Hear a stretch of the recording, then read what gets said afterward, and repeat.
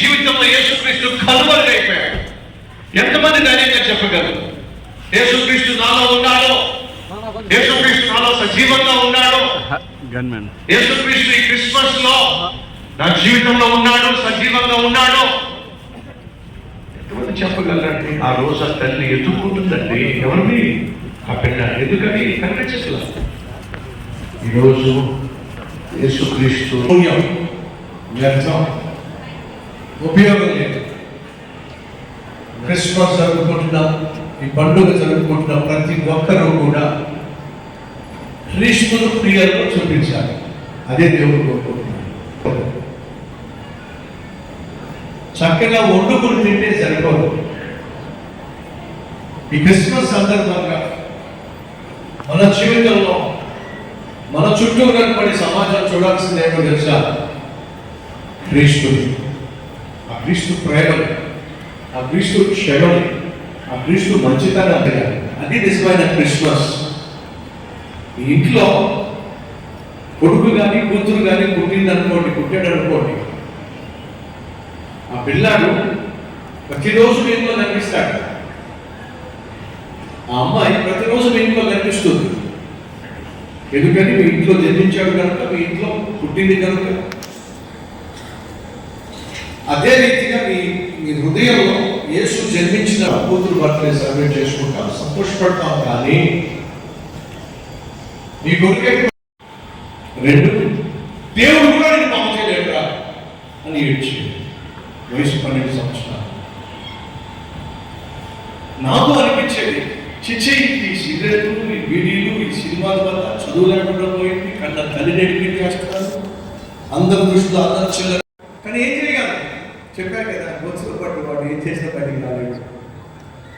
అలాంటి రోజున ఒకరోజు మా ఊరిలో ఎవరో ఒక ఆయన బైబిల్ పట్టుకొని బోధిస్తూ వెళ్తున్నాడు. ఏమని తెలుసా? నువ్వు ఎంతగా పాడైపోయావు, ఎటువంటి పాపిష్ట అలవాట్లకు బానిస అయిపోయావు. ఏమని తెలుసా బాబా? ఆయన అంటున్నాడు, యేసుక్రీస్తు ఎవరినైనా బాగు చేయగలడు. అమ్మేమో ఎవ్వరూ బాగు చేయలేదు అన్నది, ఈయనేమో యేసు బాగు చేయగలడు అంటున్నాడు. అసలు నిజంగానే యేసుక్రీస్తు బాగు చేయగలడా చూద్దాం అని చెప్పి నేను చేసినట్టు తెలుసా అండి? ఇంటిలో ఎలా ప్రార్థన చేయాలో తెలియదు. కామ్గా మోకరించి దండం పెట్టి, నువ్వు ఎంతగా పాడైపోయినా సరే పాడైపోయిన వాటిని బాగు చేస్తావు.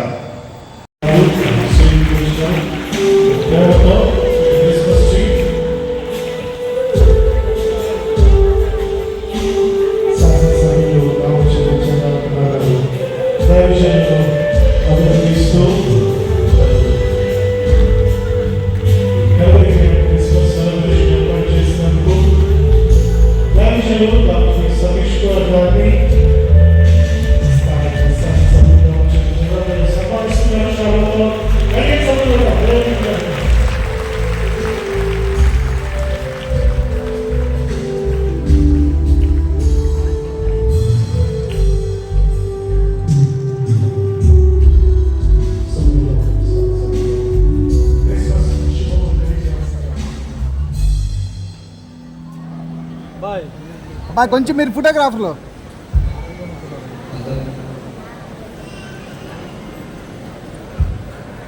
అందరికీ నమస్కారాలు.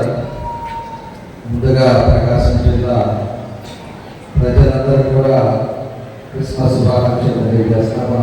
క్రిస్మస్ సందర్భంగా అందరూ కూడా సంతోషంగా ఉండాలి. ఇందాక నా పాస్టర్ గారు చెప్పాలంటే అన్నీ విన్నాం.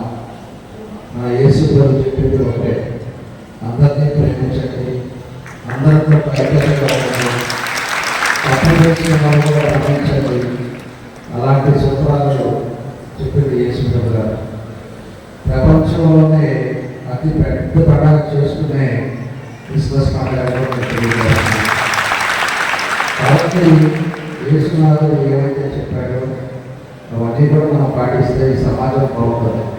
సమాజ ప్రజలందరూ కూడా బాగుంటారు. లక్ష్యసాధ్యం ఉండవు, గొడవ ఉండవు, అదేవిధంగా ఆస్తి తగదా ఉండవు. అన్నీ కావాలంటే శిక్షణ అందరూ కూడా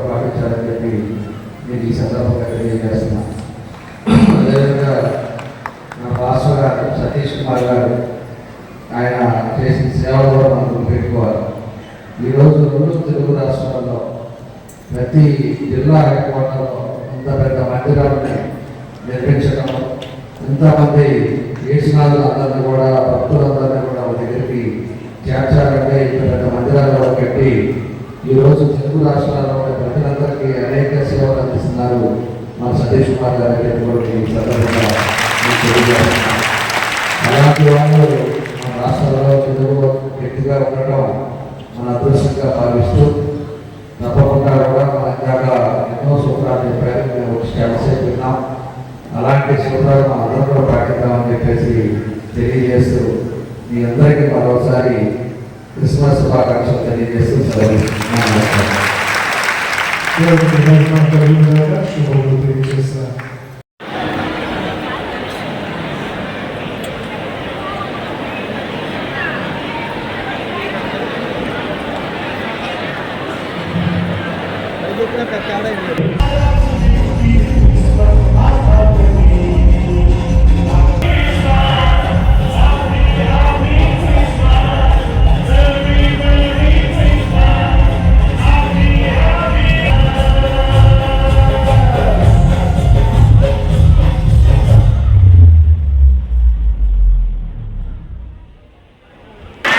Merry Christmas!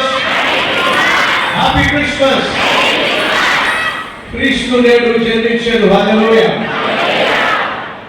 ఈ సమయంలో మీరు వెలిగించిన క్యాండిల్ ఆరిపోయిన పర్వాలేదు, కానీ దేవుడు వెలిగించిన మీ జీవితాలు మాత్రం మీరు జీవించినంత కాలం వెలుగుతూనే ఉండాలి. దయచేసి మీ క్యాండిల్ ఆఫ్ చేయండి. అలాగే సమయంలో Hey,